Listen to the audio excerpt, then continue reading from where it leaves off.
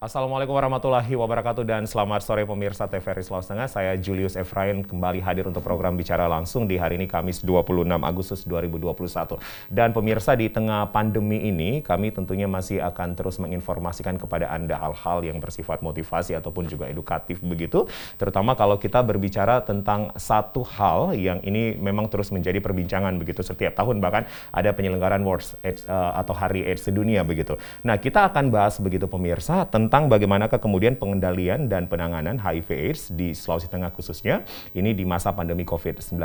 Kita tahu bersama bahwa HIV itu singkatan dari Human Immunodeficiency Virus, adalah virus yang kemudian merusak sistem kekebalan tubuh dengan menginfeksi dan menghancurkan sel CD4-nya. Semakin banyak sel CD4 yang dihancurkan, kekebalan tubuh akan semakin lemah sehingga kemudian rentan diserang berbagai penyakit.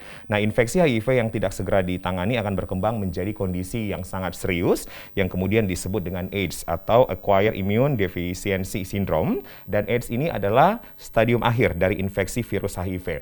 Nah, memang sampai saat ini belum ada obat untuk penanganan HIV dan juga AIDS begitu. Adapun treatment penggunaan ARV ini menjadi cara saja untuk memperlambat perkembangan penyakit tersebut. Kami sudah menghimpun data dari Pusdatin Kementerian Kesehatan Republik Indonesia, data dari tahun 2019 pemirsa, kasus HIV di Indonesia ini sudah mencapai 50.282. Ini data yang kami ambil dari Pusdatin Kemenkes RI. Nah, bagaimana kemudian jumlah ODA atau orang dengan HIV/AIDS di Sulawesi Tengah khususnya di Kota Palu sudah sejauh mana begitu perkembangan HIV/AIDS yang ada di sini, dan bagaimanakah kemudian penanganan, pencegahan dan pengendaliannya begitu khususnya kalau kita berbicara di masa pandemi begitu. Apakah kemudian ODA ini bisa dilakukan program vaksinasi, dan bagaimana kemudian terapi ARV ini terus dijalankan untuk orang-orang dengan status ODA pemirsa, dan apa yang akan menjadi konsentrasi dan kewajiban begitu dari pemerintah dan juga LSM, semua stakeholder yang ada, tentunya ini untuk menyuarakan bahwa jangan memberikan stigma dan jangan mendiskriminasi begitu orang dengan HIV/AIDS. Kami akan menghadirkan perbincangan ini selama 1 jam ke depan. Sudah hadir bersama saya dua tamu yang kemudian akan mengelaborasi tentang hal ini, penanganan dan pengendalian HIV/AIDS di Sulteng di masa pandemi COVID-19. Yang pertama hadir Sekretaris Dinas Kesehatan Provinsi Sulawesi Tengah, juga selaku Ketua Perhimpunan Konselor VCT HIV Indonesia atau PKVHI, Ibu Alvina Adeu SKM MSI. Selamat sore Ibu. Assalamualaikum warahmatullahi wabarakatuh. Waalaikumsalam warahmatullahi wabarakatuh. Sehat Ibu Vina? Alhamdulillah sehat. Baik. Dan juga hadir bersama kami Sekretaris Komisi Penanggulangan AIDS Provinsi Sulawesi Tengah KPAP. Beliau adalah Dr. Muslimah Elgadi MSI. Assalamualaikum Bu, selamat sore. Waalaikumsalam, selamat sore. Baik, sehat Ibu? Alhamdulillah. Baik, ini kita di tengah masa pandemi, tentunya peran ibu-ibu dari Dinkes ini ya, karena Ibu juga dulu di Dinkes begitu Ibu Dokter, kami sangat tunggu-tunggu begitu, dan bagaimana kemudian kita bisa terus bertahan juga dan terus menyuarakan hal positif, tetap dengan menjaga protokol kesehatan kita pemirsa. Nah, kami juga nanti akan membuka line telepon untuk Anda yang akan bergabung bersama kami di 0451 452 414, 081 243 243 522 begitu pemirsa. Baik, kita akan langsung jeda dulu. Oh baik, dan pemirsa, kami akan memulaikan perbincangan kami begitu tentang penanganan dan pengendalian HIV/AIDS di Sulawesi Tengah di masa pandemi COVID-19. Namun sebelum itu kita akan mendengarkan pemandang azan maghrib untuk wilayah Kota Palu dan sekitarnya. Tetap bersama kami, Bicara Langsung akan segera kembali.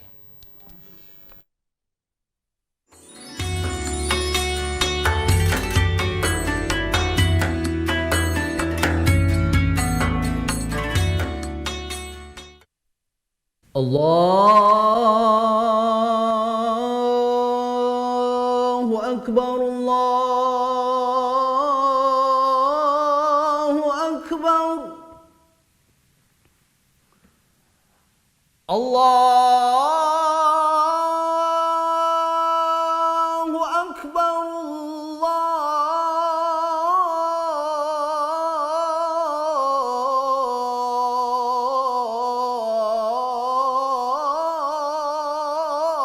Allahu Akbar.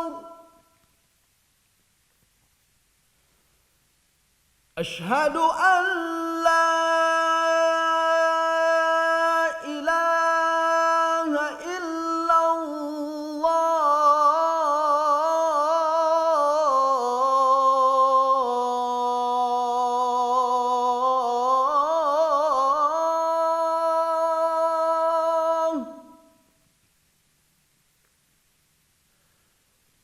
أشهد أن لا إله إلا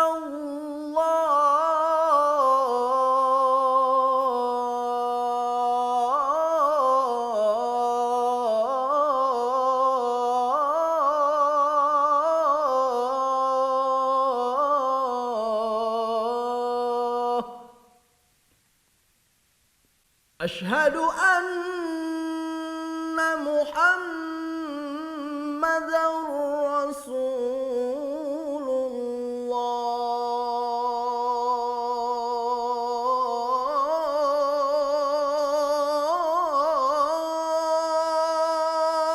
الله أشهد أن محمدا رسول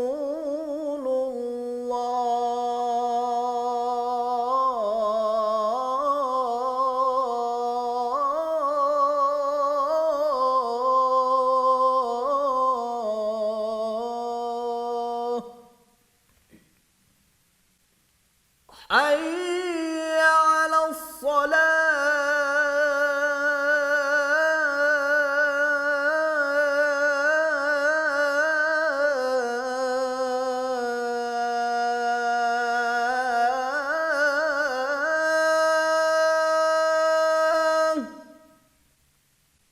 حي على الصلاة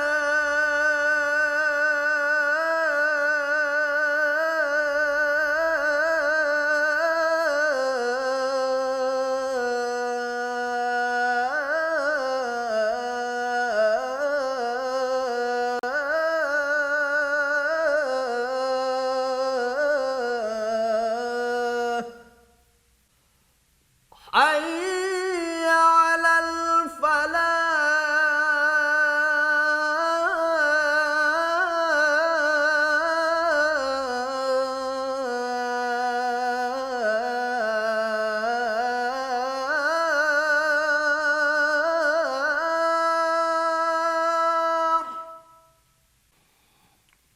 حي على الفلاح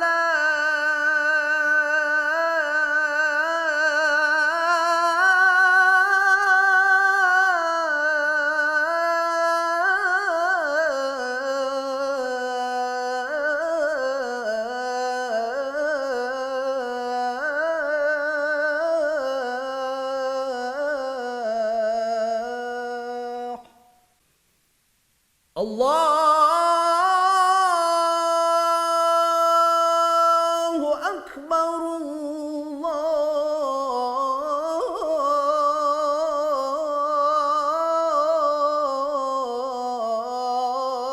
الله أكبر لا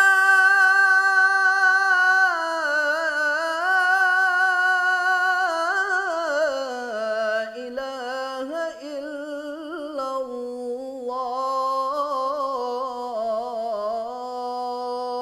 الله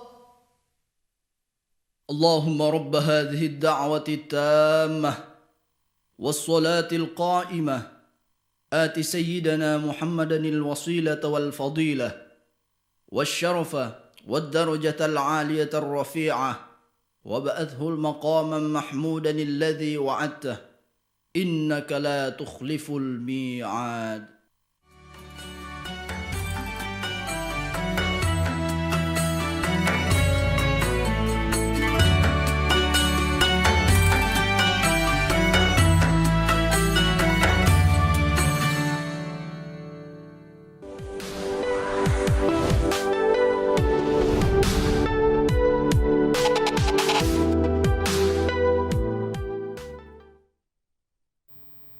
Anda kembali bersama kami di Bicara Langsung pemirsa dan kami mengucapkan selamat menjalankan ibadah sholat maghrib bagi Anda yang menjalaninya. Kami akan mulai saja langsung perbincangan kami di Bilang kali ini dan topik kita sekali lagi adalah pengendalian dan penanganan HIV/AIDS di Sulteng di masa pandemi COVID-19 begitu. Dan saya ralat kembali Ibu Alvina Adeu SKM MSI adalah Ketua Perhimpunan Konselor VCT HIV Indonesia PKVHI selaku juga sebagai Sekretaris Dinas Kesehatan Provinsi Sulawesi Tengah begitu ya Bu ya. Iya. Tepatnya harus begitu. Harus Baik. begitu. Saya ke Ibu Vina dulu pertama. Bu Vina, kalau data Kemenkes tadi saya sudah sampaikan ini 2019 Bu. Saya ambil dari Pusdatin 50.282. Kalau kita lebih spesifik ke Sulteng hingga hari ini sudah berapa Bu yang kemudian dinyatakan sebagai status ODA? Kalau Sulawesi Tengah itu target ya, target yang harus kita capai kurang lebih 4.702. Namun yang sudah kita temukan saat ini itu baru berkisar 2.178. Yang dinyatakan ODA Bu? Yang dinyatakan. 2.178. 2.178. Ya. Kalau kita bagi per kota kabupaten Bu? Kalau ini dibagi per kota kabupaten, tentu ini angka yang masih perlu dicapai oleh seluruh kabupaten dan masih banyak yang harus kita kejar.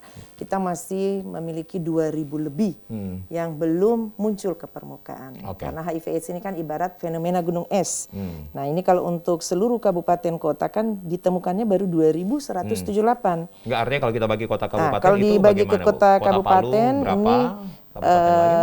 yang tertinggi kan Kota Palu.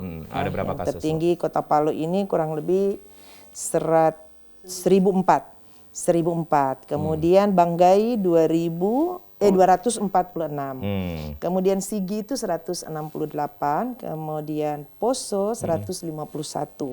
Kemudian Donggala 85, Morowali 81. Parimo 118, kemudian Toli-Toli 136, Touna 59, kemudian Buol 41, kemudian Morut 39, Bangkep itu 35 dan Balut itu 15. Balut yang paling Artinya rendah ya? hampir seluruh Kota-kabupaten. kota sudah ada kasus HIV/AIDS. Oke, sudah ada kasus HIV/AIDS. Sudah ada. Bu Vina melihat dari tahun ke tahun atau waktu ke waktu signifikan kita memang sangat naik begitu, Bu. Artinya kalau kita bandingkan tahun 2020, 2021 Iya, begitu. sejak ditemukannya di tahun 2012, yaitu masih 2012 ditemukan di Kota Palu. Ya, itu baru 2 kasus. Baru 2 kasus. Kemudian seiring dengan gebrakan pemerintah daerah ya, mulai dari penguatan Komisi Penanggulangan AIDS, kemudian peningkatan kapasitas, membangun tim-tim konselor di seluruh kabupaten kota. Akhirnya kasus ini mampu kita jaring dan kita bisa mengungkap kasus-kasus yang ada di seluruh kabupaten kota. Jadi peran konselor itu memang untuk menemukan kasus. Menemukan kasus di kabupaten kota. Sehingga dari tahun ke tahun kasus ini mulai nampak. Namun memang nampaknya ini sudah paling banyak jatuh ke AIDS. Nah, padahal harapan kita sebelum jatuh ke AIDS itu yang akan kita kejar. Bisa ditangani. Bisa ditangani. Gitu. Jadi memang dari tahun ke tahun terjadi peningkatan sampai di tahun 2020 Desember itu angkanya di 2.178. Oke, baik. Ya. Nanti saya akan sangat spesifik ke Ibu Vina begitu. Kita akan berbicara tentang peran Ibu sebagai ketua perhimpunan konselor atau pendamping mungkin sederhana begitu ya. Nah, nanti saya akan kembali ke Ibu. Saya ke Bu Muslimah dulu. Bu Muslimah, kalau kita melihat HIV dan AIDS ini dua hal yang berbeda, namun ketika kita menyebutkan HIV/AIDS itu sama begitu Bu, disambung atau seperti apa sebenarnya Bu? Jadi sebenarnya HIV dengan AIDS itu tidak sama ya. HIV virusnya yang menyebabkan menyerang sel darah putih, tadi CD4 kita sebutnya CD4 itu adalah sel darah putih Bu ya. Dalam sel darah putih ada disebut CD4. Ya, itu CD4 ini kan yang untuk sebagai benteng pertahanan kalau ada virus atau apa yang masuk, itu yang diserang oleh virus HIV sehingga daya tubuhnya makin lemah ya. Begitu lemah daya tubuhnya, maka berkesempatan bakteri atau virus lain masuk ke dalam tubuh dan menimbulkan gejala. Jadi gejalanya sesuai dengan virus atau bakteri apa yang masuk. Dan kumpulan gejala ini yang disebut dengan AIDS. Jadi HIV tidak sama dengan AIDS. HIV tidak sama dengan AIDS. Tidak. Oke, jadi Ya. HIV dulu, kemudian ada gejala-gejala Iya, karena iya. disebabkan bakteri yang masuk, itu menyebabkan AIDS, AIDS, begitu. iya. Bu. Itu biasanya butuh waktu berapa lama, Bu, dari HIV menuju ke AIDS? Bisa dalam waktu 5-10 tahun. Jadi kalau dia HIV saja masih bagus fisiknya, tidak ketahuan dia kalau dia HIV. Oke. Tapi kalau daya tahan tubuhnya kurang bagus, dalam waktu kurang dari 5 tahun itu bisa mungkin 3 tahun sudah ada gejala. Gejala, Bu, Sudah gejala masuk. umum yang secara awam begitu yang bisa dilihat ketika HIV menuju AIDS itu ada perubahan-perubahan apa saja, Bu? Ya, Muslimah? sering panas, Demam begitu, Bu? demam, diare, atau flu. Itu yang sering berulang-ulang lah. Berulang. Tapi kalau misalnya mereka itu mengetahui bahwa dirinya itu orang berpotensi kena HIV, dia harus periksa, harus tes. Dites dengan konseling dulu, itulah peran dari PKVHI. Oke. Untuk Harus tes. ada Harus konseling dilakukan dulu. konseling, testing Iya. juga di Iya. situ, begitu ya, Bu ya. Iya. Nah, Bu Muslimah selaku Sekretaris Komisi Penanggulangan AIDS atau KPAP. Iya. Kalau tadi Bu Vina sudah mengatakan di awal, walaupun baru sedikit begitu, nanti saya akan gali tentang konselor ya. Nah, kalau di KPAP sendiri itu seperti apa tugas Ibu? Jadi kalau Komisi Penanggulangan sini adalah merupakan wadah koordinasi sesuai dengan Perpres nomor 75 yang diganti dengan Perpres 124 tahun 2016. Jadi dia wadah koordinasi yang menghimpun semua upaya pengendalian AIDS baik oleh masyarakat, ya, oleh organisasi profesi, oleh dunia usaha, LSM Peduli AIDS itu dihimpun di dalam Komisi KPAP. Penanggulangan AIDS, di mana ketuanya adalah gubernur. Oke. Iya, ketua pelaksananya adalah wakil gubernur. Berarti semua stakeholder itu bergabung di KPAP, Bergabung di dalam, LSM, konselor juga bergabung gitu, Bu ya. Iya. Baik, saya nanti akan kembali ke Ibu Iya. Dokter, saya kembali dulu ke Ibu Alvina. Bu Vina, konselor, ini tentunya peran konselor sangat penting sekali, Bu. Sangat urgent, krusial sekali, terutama kalau kita bicara di masa pandemi ini, Bu. Ada nggak yang kemudian treatment-treatment ketika di pandemi COVID-19 ini yang dilakukan oleh konselor? Atau sebelumnya secara general apa peran konselor begitu, Bu? Baik, tadi kan Ibu Dokter Muslimah sudah menyampaikan bahwa dalam menemukan kasus HIV itu tidak bisa langsung dijustifikasi dengan kacamata telanjang bahwa dia adalah HIV. Oke. Disitulah peran konselor. Jadi harus dikonseling dulu. Dikonseling dulu, peran kami itu adalah sebagai wadah untuk melakukan pelayanan-pelayanan konselor, ya, konseling kepada orang-orang yang datang dengan tentu berbagai macam masalahnya, keluhannya. Jadi itu yang kita konseling. Kemudian kita akan bangun untuk dilakukan yang namanya prates. Prates dulu. Ya, prates. Karena HIV itu tidak bisa dilihat dengan mata telanjang. Iya.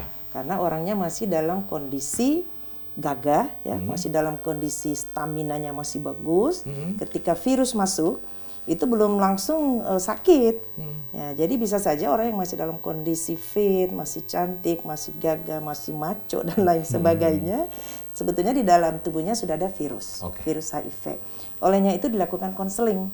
Nah, dilakukan konseling untuk apa? Prates namanya ya, sehingga dia persiapan menerima dirinya bahwa dirinya adalah mengidap HIV. Jadi harus dikonseling. Jadi dites, diambil darahnya. Jadi tes itu pengambilan darah, Bu? Pengambilan darah. Jadi dites ya. Jadi konseling dulu, baru prates. Kemudian kita akan lakukan juga pasca tes. Jadi ketika menerima hasil, kita harus menyampaikan. Konselor bertanggung jawab menyampaikan seluruh rambu-rambunya. Baik dia menerima atau menolak dan lain sebagainya. Itu yang harus kita lakukan layanan yang intensif kepada klien ya. Kalau kami menyebutnya itu klien, bukan pasien. Bukan ya, pasien. bukan pasien. Jadi Kami- ODA itu sebelum ODA disebut dulu klien dulu. Iya, klien ya. Oke. Kalau kami menyebutnya klien Klien. ya. Sehingga dia kan tidak nampak sakit ya. Jadi dia tidak disebut pasien. Tapi ya. Ibu Vina, ketika Ibu mengatakan dia masih dengan kondisi tubuh yang gagah, cantik, tampan, begitu sehat, itu banyak yang melakukan prates, Bu? Banyak. Karena di Sulawesi Tengah kan kasus HIV tadi sudah saya sampaikan. Iya. Masih cukup banyak dan justru kalau kita menemukan lebih awal masih status HIV ketika daya tahan tubuhnya ya imunitasnya Imunitasnya masih kuat ya, tadi sudah Ibu Dokter Muslimah sampaikan, jangan sampai CD4-nya turun. Oke. Nah, itulah yang kita pertahankan sehingga dia tidak jatuh ke AIDS. Manakala dia akan sembunyi, dia kan merasa saya belum apa-apa nih. betul, Saya masih masih sehat. sehat nih. rata-rata yang datang ke kami, yang datangnya lebih banyak adalah sudah dengan keluhan. Sudah bergejala Sudah seperti bergejala apa kata Ibu seperti apa yang Muslimah? disampaikan oleh dokter Muslimah. Jadi masing-masing orang gejala awalnya beda-beda. Oke, Bu. Ada yang datang dengan keluhan kulitnya ya, kulitnya gatal dan lain sebagainya, tidak sembuh-sembuh. Itu artinya perubahan kulit gimana? Ada kayak bercak-bercak gitu ya. Ruam-ruam. Iya. Kemudian ada juga yang datang diare nggak berkesudahan, diare terus. Ada juga dengan TB terus-menerus. Nah, itu yang sering datang. Nah, tentu orang ini kalau kami selaku konselor, kami sudah bisa melihat ini kemungkinan ini sudah jatuh ke AIDS. Kemungkinan. Nah, untuk memastikan itu tentu harus kita tes dulu. Benarkah dia sudah HIV atau tidak? Ternyata dia HIV. Ketika sudah ada gejala yang disebutkan tadi oleh Ibu Dokter Muslimah, itu tentu sudah jatuh ke AIDS. Nah, tadi berapa tahun? Nah, itu tergantung daya tahan tubuh. Yang rata-rata kami lihat kalau di Sulawesi Tengah ya, maupun nasional, kalau dia daya tahan tubuhnya bagus, itu 5 sampai 10 tahun 5 baru sampai 10 jatuh tahun ke ke AIDS. Oke. Tapi ketika daya tahan tubuhnya menurun, itu rata-rata juga 3 tahun 3 sudah nampak, tahun udah sudah ke nampak AIDS. ke AIDS. Oke. Iya. Nah, ini yang harus ke depan yang kami selalu sampaikan seluruh konselor yang ada di Sulawesi Tengah itu menyampaikan kepada klien-klien atau pasangan-pasangan mereka agar segera untuk melakukan konseling di Baik. konselor yang sudah Baik. profesional. Baik. Tentu menjadi seorang konselor tidak semudah yang kita bayangkan. Nah, nanti Ibu tahan dulu ya, apakah syarat-syaratnya apakah seperti saya atau teman-teman juga begitu bisa bergabung menjadi konselor? Boleh, tentu ada syaratnya. Ada syaratnya. Ada Saya syaratnya, kembali ke Ibu insya Muslimah Allah. dulu. Bu Dokter, Ya. artinya kalau sudah dinyatakan dengan status AIDS itu, Bu, mohon maaf ini kalau bahasa saya salah atau boleh diralat begitu, Bu. Artinya sudah susah diselamatkan begitu, Bu. Masih asal dia mau minum obat secara teratur. Obatnya adalah ARV. ARV antiretroviral diminum, tapi diminum seumur hidup. Nah, obat ini ada, hanya tidak menyembuhkan, hanya menekan virus tadi tidak berkembang. Jadi terapi ARV itu tidak menyembuhkan, Iya, Bu. sehingga ada kan tujuan yang kita capai. Oke. Zero related death, jadi tidak ada meninggal karena AIDS. Zero relatif? Death AIDS. Death, Jadi oke. ada yang meninggal karena AIDS karena begitu kita apakah dia sudah AIDS berarti diminum obat supaya jangan dia meninggal karena penyakit lain bukan karena AIDS-nya. Karena ada penyakit komorbid, penyerta. Iya. Kalau misalnya dia ditemukan pada saat HIV, itu diberikan obat supaya jangan dia menjadi AIDS. Kalau masih di tahapan HIV, itu bukan ARV ya, Bu ya? Tetap ARV. Oh, sudah ARV tapi justru, Bu. dia mencegah jangan sampai menjadi AIDS. Oke. Tuh, Terapi ARV ini seumur hidup, Bu? seumur hidup. Oke. Itu didapat di mana, Bu, untuk retroviralnya? Ada di rumah-rumah sakit rujukan yang di Sulawesi Tengah ini ada 9 rumah sakit 9 rujukan Vaskes, Bu, ya? Di Palu sini ada 3, Hmm. Undata, Madani, sama Nutapura. Di kabupaten lain ya, itu ada di Banggai, Poso, Ampana, kemudian Morowali. Saya kira sudah ini. Ya. Toli-Toli, Mokopido. Artinya dengan mendapatkan terapi ARV ini sudah tidak susah lagi, Bu, bagi Oda? Saya kira tidak. Apalagi sekarang kalau misalnya di tempat itu ada pendamping, kita tawarkan dia pendamping Oda sehingga pada saat dia ke rumah sakit dia tidak bingung kemana dia pergi. Pendamping ini yang antar. Iya, tapi asal dia mau dulu. Karena ini kan ditawarkan. Baik. Dia mau didampingi atau tidak. Baik. Bu Muslimah, saya juga nanti akan bertanya bagaimana kemudian kondisi ketika akan mendapatkan ARV dengan pelayanan rumah sakit di masa pandemi. Apakah tetap harus pendamping yang ambil atau orang Oda siapapun masih punya akses begitu, Bu, untuk bisa mendapatkan ARV. Karena kita bersama memang pun juga di rumah sakit sekarang lagi ketat aturannya ya untuk tidak gampang begitu, Bu, datang ke rumah sakit. Saya kembali ke Ibu Vina. Bu Vina, syarat untuk menjadi konselor begitu, Bu, itu terbuka untuk siapa saja atau memang basicnya harus nakes? Tidak. Menjadi konselor tentu yang punya kemauan, yang punya kemauan tinggi dan mau bekerja. Karena konselor VCT itu sukarela. Ya, jadi lagi-lagi kita sukarela. Sukarela ya, semua. volunteer, counseling testing, jadi sukarela. Nah, kalau itu sudah tertanam di diri masing-masing, Apakah moderator bisa jadi konselor? Ya, bisa juga, Bu, Tentu ya. harus mengikuti pelatihan. Nah, pelatihannya itu cukup lama, kurang lebih 2 minggu ya, 2 minggu, dan paling rendah itu 1 minggu. Oke. 1 minggu itu yang dilakukan. Jadi harus memiliki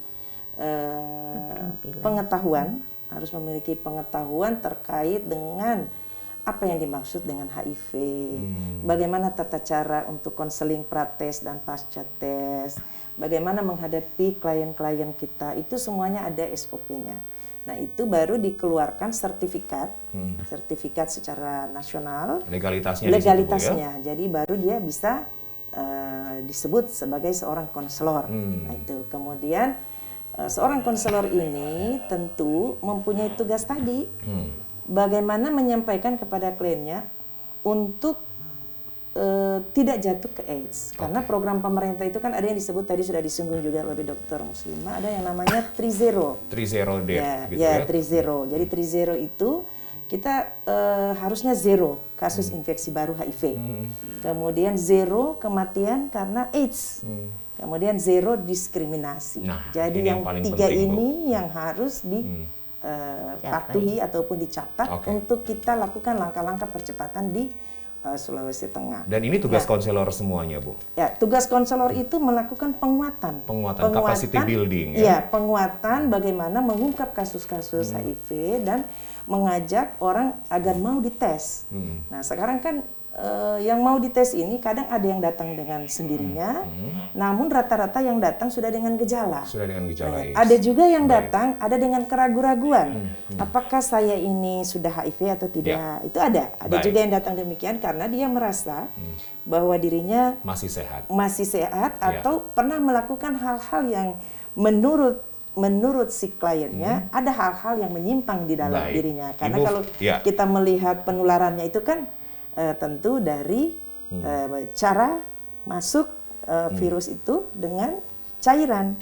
Ibu Vina Apakah ditahan itu- dulu ya. bagaimana kemudian cara penularan ini, dan Ya. juga nanti Ibu Muslimah kembali saya akan tanyakan tadi bagaimana kemudian layanan untuk vaskes atau rumah sakit di masa pandemi. Kami akan jeda pemirsa untuk mendengarkan beberapa komersial berikut ini. Tetap bersama kami di Bicara Langsung.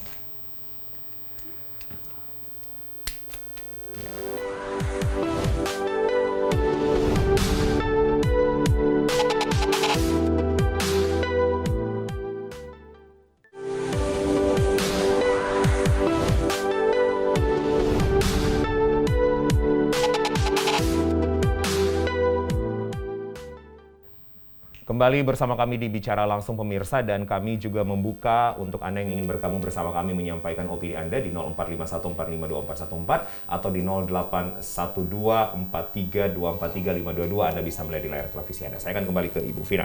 Bu Vina, jadi cara penularannya itu berupa atau lewat cairan, Bu. Ya. Lebih spesifik detailnya gimana, Bu Vina? Oke. Kalau untuk penularannya kan lewat cairan. Apakah itu mohon izin ini cairan darah. Oke. Ya, cairan darah, kemudian cairan sperma, kemudian juga air susu ibu. Tentu air susu ibu yang ibunya terinfeksi HIV. Nah, itu. Makanya semua populasi yang beresiko itu yang harus kita edukasi. Populasi beresiko misalnya pengguna jarum suntik, ya berganti-ganti jarum suntik itu kan Lebih ke nafsa mungkin lebih begitu ke ya? nafsa juga. Kemudian pekerja seks, tentu ini pekerja seks ini adalah melalui cairan, Ya. cairan sperma dan cairan mohon izin ini cairan vagina, ya. Kemudian air susu ibu yang ibunya terinfeksi HIV, itu penularannya. Jadi kalau 3 cara ini yang dipahami oleh seseorang, tentu tidak akan mungkin pintu masuk akan terinfeksi Ya. HIV, virus HIV. Jadi cairan dan juga darah. Iya, Baik. cairan darah maupun cairan sperma dan air susu Air susu ibu yang terinfeksi HIV, ibu Baik. yang terinfeksi HIV. Baik, saya ke Ibu Muslimah. Bu Muslimah, layanan rumah sakit di masa pandemi ini masih gampang diakses untuk teman-teman ODA? Saya kira tetap gampang ya. Karena di rumah sakit, terutama yang di Palu sini, ada 3 rumah sakit untuk rujukan. Di situ ada pendamping. Jadi mereka kalau misalnya dia tidak datang, bisa melalui pendamping ini, ya. Dan juga pada saat COVID ini mereka janjian dulu supaya tidak terlalu lama di rumah Tidak terlalu sakit. lama di rumah Iya. sakit. Ya, tidak terlalu lama. Kalaupun mereka tidak bisa melalui pendamping. Oke. Sekarang ini bisa sampai 2 bulan dikasih. Untuk pengambilan obat Iya, pengambilan ARV, obat Bu itu ya? bisa sampai 2 bulan dikasih pada saat COVID ini. Kalau dulu sebulan sekali. Baik. Bu, informasi yang saya dapatkan bahwa meminum atau penggunaan untuk diminum begitu oleh orang ODA ini memang harus tepat waktu ya, Bu Iya. ya? Artinya bagaimana itu, Bu? Kalau dia minum misalnya hari ini jam 9 pagi, besok jam 9 dia harus minum, jangan lewat. Kalau lewat, Ibu, Tidak resikonya lewat, apalagi? nanti resiko tidak Tidak efektif. tidak efektif karena dosis daripada obat itu kan tidak berkurang sudah baru dia minum lagi. Jadi dia harus secara teratur. Kalau dia misalnya kan 1 hari sekarang ini obatnya 1 hari satu. Satu hari satu jenis obat ARV. Iya. Oke, dan Nah, itu jadi harus tepat waktu. Tepat Bu. waktu. Kalau dia minum jam 8 besok harus dia minum lagi. Makanya mereka itu tugas juga dari pendamping ODA ini salah satunya mengingatkan dia kliennya itu harus minum obat tepat waktu. Tepat waktu. Iya. Bu, efek samping ada nggak yang ditimbulkan ketika ODA meminum ARV ini, Bu? Ada juga, tetapi itu masih bisa teratasi. Oleh karena itu di konseling pada saat pertama kali dia minum obat disampaikan oleh konselor apa efek samping dari obat ini kalau dia baru pertama. Nah ini yang pertama ini itu harus didampingi supaya jangan dia Lupa. lupa dan dia putus karena ada tadi efek sampingnya dia tidak mau teruskan. Oleh karena itu perlu pendamping. Tapi Ibu melihat banyak yang kemudian putus juga, Bu. Artinya tidak patuh, Iya, tidak teratur. ada juga yang tidak kasus-kasus ada. begitu, Bu. Apalagi yang tinggal jauh dari kota Palu. Karena ada yang tinggal jauh tidak mau ngambil obat di kabupatennya. Dia tetap misalnya dari Undata atau dari Untapura. Nah itu gimana Iya. kemudian kalau dia berada di kabupaten yang jauh atau daerah yang Dikirimkan jauh? oleh pendamping ODA tadi. Dikirimkan oleh pendamping ODA. Iya, baik. Jadi ada Baik. jadi ada linknya. Ada link. Iya. Baik, Bu Muslimah, Bu Vina, kita terima penelpon. Ada yang bergabung bersama kita di Bicara Langsung. Selamat malam, Bicara Langsung. Selamat malam. Ya. Halo, Ya, selamat malam. selamat malam. Baik, dengan Bapak siapa di Ya. mana, Bapak? Dengan Wawan di Kampung Lereng. Baik, silakan Pak Wawan. Apa yang menjadi pertanyaan atau pernyataan, Ya, Pak? saya cuma ingin bertanya, apakah orang yang apa namanya ini Oda, ya, Oda, betul, Pak. Oda, itu bisa terima vaksin COVID-19 atau bagaimana? Baik. Terus untuk mohon maaf, saya baru menyimak juga dialog ini. Untuk gejala-gejala yang paling kentara orang dengan penderita ODA ini. Oke, terima kasih. Terima Pak. kasih Pak Wawan di Kampung Lereng sudah bergabung. Ada 2 pertanyaan yang ingin ditanya, yang sudah ditanyakan maksud saya. Baik, jadi Bu yang di kabupaten itu ada linknya dan bisa dikirimkan. Bisa. Artinya aksesnya pun Iya. juga lebih mudah begitu ya. Iya, Baik, lebih mudah.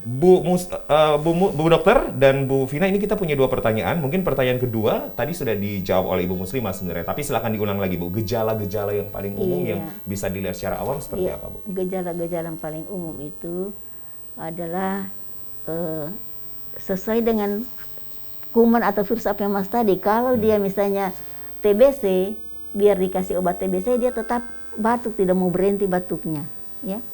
Kalau dia diare, kuman diare yang masuk, dia selalu diare. Maksudnya sembuh tidak lama diare lagi, ya. Oke. Itu yang sering. Itu termasuk juga ada bintik-bintik merah, ya. Kalau dia di sudah kulit ini, ya, Bu, ya? iya. Banyak, saya kira Banyak, iya. banyak ya. Baik, Sesuai dengan penyakit yang masuk tadi itu. Yang masuk Ya, tadi. iya. Baik, oke. Saya ke Bu Vina. Bu Vina, ini pertanyaan bagus. Sebenarnya saya sudah masukkan dalam list pertanyaan saya juga sih. Apakah ODA itu bisa divaksin, Ibu? Ya, bisa divaksin ODA, tapi dengan ketentuan tentu imunitas tubuhnya harus jauh lebih baik. Oke. Ya, jadi dia harus betul-betul imun di dalam tubuhnya ya. Kemudian virusnya juga karena dia sudah minum obat ya, tentu ini sudah tidak begitu banyak virus di dalam tubuhnya. Maka dia harus divaksin ya, harus divaksin ketika tidak ada lagi penyakit-penyakit penyerta yang ada di dalam tubuhnya. Dalam artian kondisinya sudah sangat membaik, ya, sudah sangat membaik. Bukan berarti tidak ada virus. Virus itu tetap ada. Sekali masuk dia tidak akan pernah keluar. Jadi makanya tadi Bu Dokter Muslimah sampaikan, sekali masuk virus minum obat seumur hidup. Olehnya itu perlukah dia divaksin? Perlu. Bisa artinya, Bu, ya?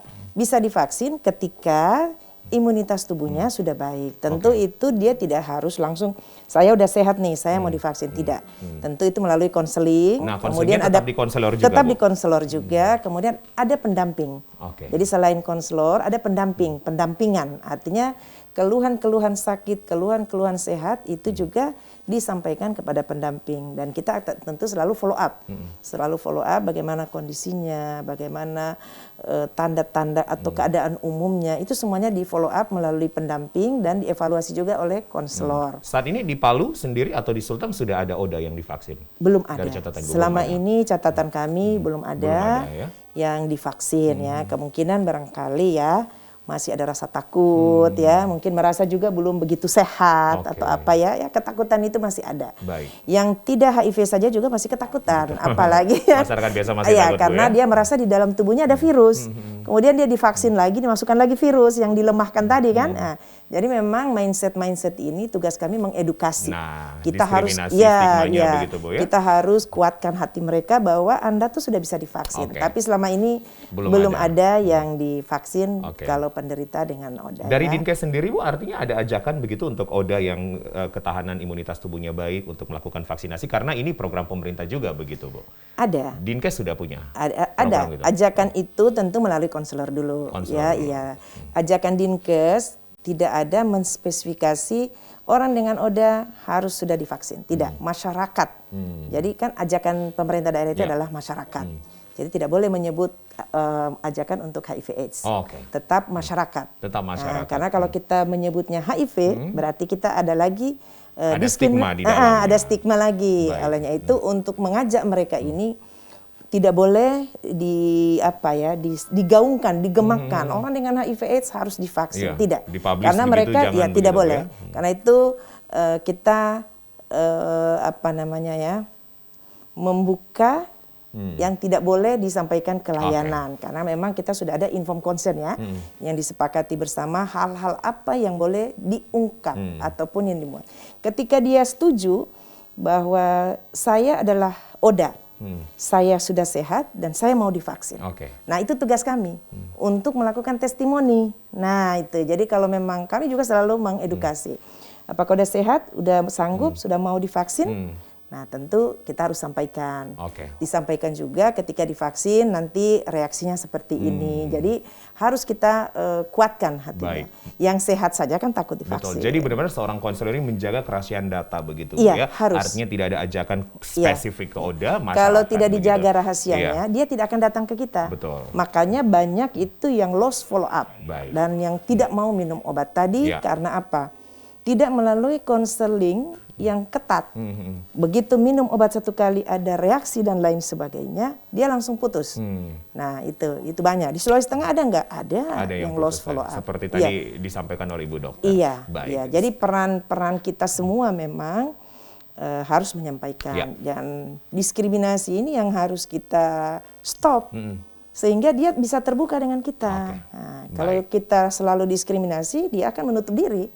Saya pindah ke Bu Dokter. Bu Dokter, diskriminasi, stigma begitu, Bu. Ya, artinya ini harus di stop, harus diberhentikan begitu. Dari KPAP sendiri terus melakukan itu. Jadi untuk men-stop stigma berarti masyarakat itu harus tahu tentang informasi dasar HIV yang benar. Kalau dia sudah tahu informasi dasar, berarti dia sudah mengerti dan dia tidak takut dan mendiskriminasi lagi orang yang HIV. Nah, untuk memberikan pemahaman ini, yaitu kita bisa secara langsung maupun secara tidak langsung, baik melalui media cetak, media elektronik. Nah, sekarang ini kan tidak bisa langsung, ya. Kalau tahun-tahun sebelum ada COVID itu kita terus kerjasama dengan perguruan tinggi, dengan SMA, kita selalu mengadakan sosialisasi tentang HIV ini. Tapi di masa COVID ini kita sosialisasinya melalui spanduk, melalui baliho, kemudian melalui media cetak. Sekarang ini di Radar Sulteng itu setiap hari Senin ada 1 kali tulisan tentang HIV, mengajak orang untuk bagaimana supaya mereka mengerti tentang HIV ini. Bahkan mungkin yang lebih kuat sekarang powernya adalah sosial media begitu Bu? Iya, sosial media. Sosmed, ya berbagai akun-akun sosmed begitu. Iya. Tapi Ibu Muslimah melihat bahwa stigma diskriminasi itu masih terus terjadi. Kalau kita lebih spesifik di Sulteng, di Palu. Masih terjadi. Kalau orangnya memang tidak mengerti, tetap dia takut. Tapi kalau dia sudah mendapatkan penyuluhan, mendapatkan informasi tentang HIV yang benar, dia tidak akan diskriminasi lagi. Oke. Iya. Bu, kadang-kadang kita mendengar kalimat yang menguatkan adalah jangan jauhi orangnya begitu ya, Iya. atau seperti apa gitu kalimatnya? Jangan jauhi virusnya, jangan orangnya. Iya, jauhi virusnya, jangan jauhi orangnya. Nah, iya. ini memang sering digaungkan Iya. terus oleh KPAP. Bu. Sering. Kita masuk di setiap minggu itu ada, ya. Kita bebas apa saja yang mau menulis, kita ini ke KPA. Kemudian kita masukkan ke radar. Oke. Iya. KPAP bekerja sama dengan berbagai stakeholder juga, Bu ya? Iya. Ada Dengan KPAP ini perguruan punya tinggi. pemerintah, Bu? Iya. Oke, swasta bisa juga. Swasta bisa dengan perguruan tinggi.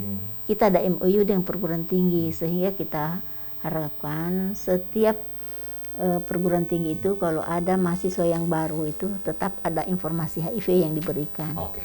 Nah, cuma sekarang ini harusnya melalui virtual ya. Ya, Nah, agak menurun lah. virtual, Di masa COVID ini agak menurun. Kalau dulu setiap yang sudah MOU itu setiap ada orientasi mahasiswa kita selalu diundang biasa. Ganti-gantian kita ke siapa yang Jadi di masa-masa orientasi Iya, siswa iya. ya, atau dulu kita sebutnya ospek Iya, begitu, itu pasti ospek, masuk iya. begitu ya Bu Vina. Iya. Ya. Bu Vina, ketika kita berbicara ODA itu kan memang imunitas tubuh ya Bu ya, yang kemudian berkurang gitu. Nah, di masa pandemi COVID-19 pun juga ini imun begitu Bu. Nah, bagaimana kemudian akhirnya ODA ini bisa menyikapi untuk selalu positive mind, positive thinking sehingga imunitasnya tidak turun begitu Bu? Ya, baik. ODA bukan hanya di masa pandemi COVID. Jadi setelah dia dinyatakan positif HIV, tentu kita kuatkan, ya. Kita kasih konseling yang lengkap, yang profesional. Dalam rangka apa? Dia harus menerima dulu. Dia menerima kenyataan, menerima keadaannya. Dengan dia menerima, pasti dia akan happy. Nah, karena itu kalau yang dia paling memberontak, apapun yang masuk tidak akan naik imunitasnya. Dia harus happy dulu. Itu yang selalu kami sampaikan kepada yang terinfeksi HIV.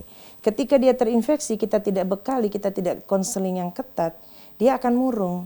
Dan dia akan cepat jatuh sakit. Pengalaman kami di Sulawesi Tengah, dia gagah. Mohon maaf, gagahnya seperti moderator. Ya, iya. Ini pengalaman yang kami evaluasi kasus-kasus yang ada di Sulawesi Tengah. Gagahnya seperti moderator ya. Tingginya seperti moderator. Pokoknya gagah lah. Ketika dia menyatakan bahwa dia sakit, nggak sembuh-sembuh, saya follow up. Saya datangi rumahnya, kemudian kita periksa, kita follow up, kita periksa, itu pun takut, malu. Nah, kemudian setelah saya lihat, itu kan tidak bisa kita membuka. Membuka hasil itu kan tidak boleh. Misalnya ada hasil, terus saya buka sendiri nggak boleh. Itu harus di dalam amplop tertutup, dirahasiakan. Nah, itu kita panggil. Harus ada pernyataan dulu, pernyataan setuju nggak ini dibuka amplopnya. Kalau dia setuju, kita buka, kemudian dia ada penolakan. Begitu kita sampaikan, dia bilang, ya nggak apa-apa, saya sudah menerima kenyataan tapi tadi. kenyataannya 1 minggu kemudian dead. Oh gitu. Saya juga heran, ya karena apa? Dia selalu terbawa kepikiran dan lain sebagainya. Sudah tidak mau makan dan lain sebagainya, mengurung diri, mengurung diri. Artinya Nah, tujuan hidupnya mungkin sudah berkurang. sudah begitu, berkurang Bu, yang nggak karena tahu dia kedepannya ya akan padahal kita gimana. udah melakukan konselor itu sudah melakukan konseling yang Iya. aktif ya. Saya sering datang ke rumahnya. Tapi saya nggak tahu ya, kondisi seseorang kan berbeda. Betul. Nah, pengalaman yang lain lagi, orang yang sudah dengan AIDS, ketika kita konseling dan kita kasih dia semangat, bahkan dia masih hidup sampai dengan sekarang. Nah, itu pengalaman. Sehat karena penyakit yang ada tadi seperti TBC sudah tidak ada lagi kan, sudah sembuh. sudah sembuh TBC-nya, sehingga dia aktif minum ARV tadi. Sampai dengan hari ini masih sehat. Nah itu memang perlu penguatan awal ketika dia menerima bahwa dirinya itu HIV positif. Nah itu yang harus kita kuatkan. Beda dengan pasien. Ya. Pasien kalau sudah di rumah sakit ada yang namanya inisiasi petugas. Inisiasi petugas karena begitu masuk dengan gejala-gejala yang mengarah gejala berat ke, ya, Bu, ya? gejala berat yang sudah mengarah ke AIDS, itu inisiasi petugas untuk dilakukan tes. Nah, begitu ada di tes, tentu kita harus menyampaikan juga kepada yang bersangkutan. Artinya positif mind, ya, tetap optimis, Bu. Iya, harus ya, psikososialnya pun juga harus dibangun. Ini yang paling penting. Itu yang paling penting. Siapapun dia, bukan hanya dia pengidap HIV/AIDS. Ya kita pun kalau kita juga selalu stres ya. Betul, terutama di masa pandemi. Apalagi di masa pandemi COVID. Baik, saya ke Bu Muslimah. Bu Muslimah, banyak yang mengatakan bahwa ARV ini stoknya akan ada terus atau bisa habis begitu anggarannya APBN ya, Bu ya? APBN sampai saat ini masih cukup stoknya. Masih cukup. Iya. Kan kalau dulu memang langsung dari Depkes ke rumah sakit, tapi sekarang sudah ada stok di Dinas Kesehatan Provinsi. Jadi kalau misalnya habis di rumah sakit, secepatnya dia minta di Dinas Kesehatan Provinsi. Akses sekali lagi untuk mendapatkan ARV itu gampang? Saya kira gampang, ya? Iya mudah. Tidak sulit. Jadi bisa datang rumah sakit atau saja bisa melalui pendamping-pendamping tadi. Iya. Baik, Bu Muslimah. Capacity building apa, Bu? Penguatan apa yang akan terus dilakukan atau diberikan oleh KPAP, Bu? Karena mengingat juga pola hidup masyarakat pun juga semakin bebas di era modernisasi seperti itu, Bu ya. Apa yang harus dijaga begitu, Bu? Yang pertama, penguatan kelembagaan yang ada di kabupaten kota. Karena di sana kan ujung tombak. Manakala mereka tidak peduli, berarti upaya-upaya dalam hal pencegahan tadi, ya, memberikan sosialisasi itu pasti berkurang kalau tidak aktif Komisi Penanganan AIDS Kabupaten atau kotanya. Nah ini berkaitan dengan kebijakan dari pimpinan daerah, dia peduli atau tidak. Itu yang ini. Jadi kita harapkan itu ada upaya-upaya yang aktif daripada kabupaten dan kota. Khususnya pemerintah. Iya. Kalau dari masyarakatnya sendiri, Bu, bagaimana bangun sinergi ini? Ya, kalau dari masyarakat sendiri itu, kita membangun kemitraan dengan organisasi profesi, dengan LSM, dengan populasi kunci, ya, dengan perusahaan, ya, dengan tenaga kerja. Berbagai ya, stakeholder. melalui instansi-instansi yang terkait dalam anggota KPA tadi. Ya, baik, Ibu, artinya sinergitas, sama-sama berkontribusi yang baik begitu, Bu ya, untuk kemudian kita bisa memberikan hal yang positif, apalagi kalau sudah dinyatakan ODA begitu. Saya ke Bu Vina sebagai closing statement, Ibu Vina begitu. Bu Vina, konselor punya tugas yang berat, Ibu sebagai ketua perhimpunan, juga Ibu sebagai sekretaris, selaku sekretaris Dinkes begitu, Bu. Bagaimana Ibu bisa memberikan informasi yang baik agar masyarakat juga bisa menjaga pola hidup yang baik sehingga tidak ada kasus-kasus baru lagi, dan kemudian juga peran dari konselor dan peran Dinkes ini terus. Kami dari konselor tentu hanya satu kata. Perangi virusnya, bukan orangnya. Nah, bagaimana caranya? Semua kasus-kasus dengan ODA, tentu ini kami berikan penguatan-penguatan. Ya. Penguatan bagaimana melakukan perilaku hidup bersih dan sehat. Nah, mulai dari pola makan, pola hidup. Nah, ini yang harus kami sampaikan. Jadi mereka tentu harus melakukan gerakan masyarakat hidup sehat itu tadi. Ada kan program Germas. Nah, Germas itu yang harus kita gemakan sehingga orang bisa melakukan peningkatan imunitas tubuh melalui olahraga, makan buah dan sayur. Nah, ini yang harus selalu kita gemakan ya. Nah, di masa pandemi COVID ini tentu gerakan masyarakat hidup sehat ini harus kita gemakan juga melalui apa? Protokol kesehatan. Prokes harus harus prokes. Vaksin yang ampuh itu adalah prokes. Betul. Jadi memang kita menghimbau seluruh masyarakat harus divaksin, tetapi prokes juga jangan dilupakan. Jadi bukan hanya untuk HIV, tetapi seluruh masyarakat.